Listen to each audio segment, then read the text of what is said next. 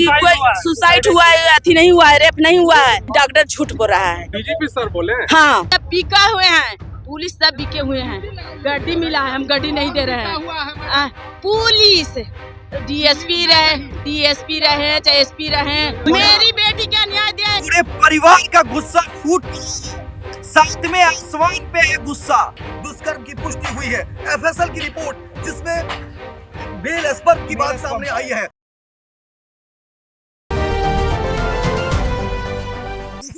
सबसे बड़ी खबर हम आपको बताने जा रहे हैं। नीट छात्रा जो पीड़िता है उसके पूरे परिवार का गुस्सा फूट पड़ा है, साथ में आसमान पे है गुस्सा, क्योंकि अब न्याय की उम्मीद खत्म हो चुकी है।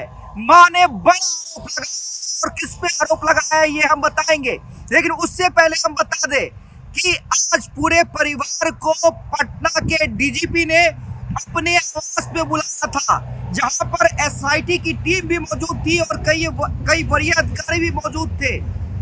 लेकिन आवास के बाद जैसे ही परिवार वाले घर से बाहर निकलते हैं, उसके बाद जब मीडिया कर्मी पूछते हैं क्या हुआ, पिता गुस्से से लाल हो जाते हैं।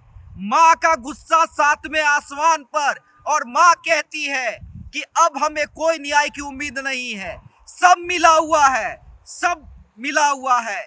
कई बड़े पुलिस अधिकारियों पे मां ने गंभीर आरोप लगाए हैं। कहा यह भी जा रहा है कि परिवार वालों को बिहार के डिप्टी सीएम सम्राट चौधरी से मिलाने की तैयारी थी, लेकिन परिवार वाले इनकार कर गए हैं और इस इनकार की वजह कई है। और हम अमित सिंह से बात करेंगे।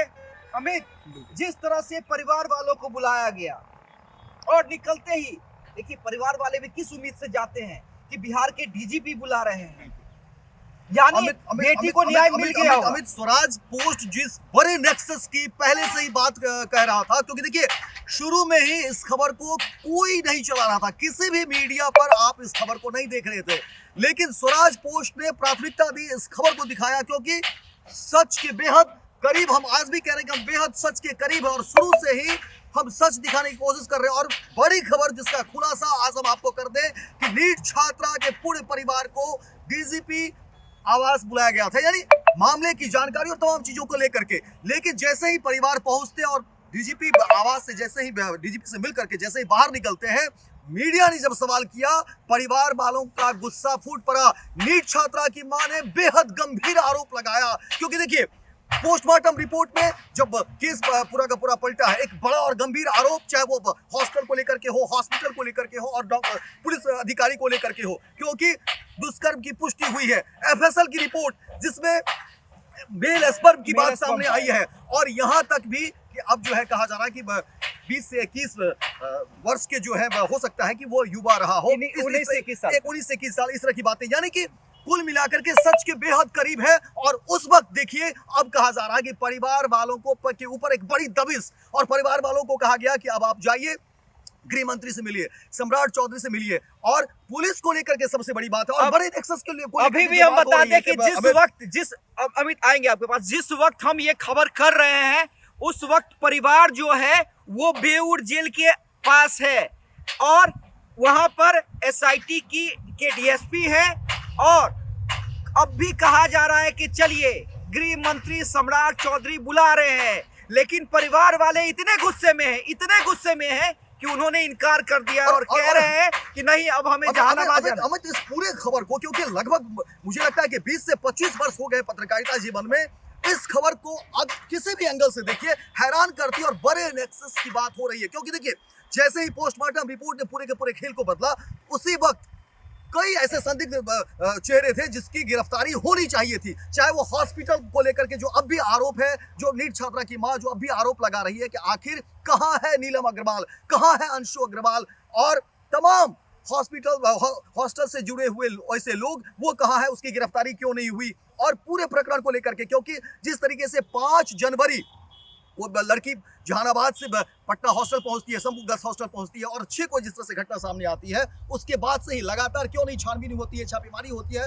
और दूसरी बात की प्रभात मेमोरियल हॉस्पिटल को लेकर के क्यों नहीं जांच की गई, एक एक पहलू की क्यों नहीं जांच की गई, क्योंकि प्रभात मेमोरियल हॉस्पिटल में ही अमित जिस तरह से जो नर्स है, नर्सिंग स्टाफ ने जो स्वराज पोस्ट को जानकारी दी, अंदर खाने क्या कुछ खेल हुआ था, स्पर्म की बात, और जो कहा जा रहा था कि झाग निकल इंटरनल यानी नीट छात्रा के प्राइवेट पार्ट्स पर झाग की बात कही जा रही थी, खरोच के निशान थे। ये अंदर से भी जो स्टाफ थे उन्होंने जानकारी दी। अमित एक जानकारी, और फिर एफएसएल की रिपोर्ट, पोस्टमार्टम की रिपोर्ट, इतनी सारी रिपोर्ट आने के बावजूद भी नीट छात्रा के परिजन का ही डीएनए टेस्ट और तमाम तरह की चीज, और अब एक बड़ा और गंभीर आरोप। सकते बेटा, हम कुछ नहीं कह सकते हैं। मेरी बेटी क्या न्याय देगा? कोई अथी देने वाले नहीं है, यहाँ बिका हुए हैं, पुलिस सब बिके हुए हैं। गड्डी मिला है, हम गड्डी नहीं दे रहे हैं। पुलिस डीएसपी रहे चाहे एसपी रहे, चाहे कौन चौधरी तो बुला रहे हैं कहानी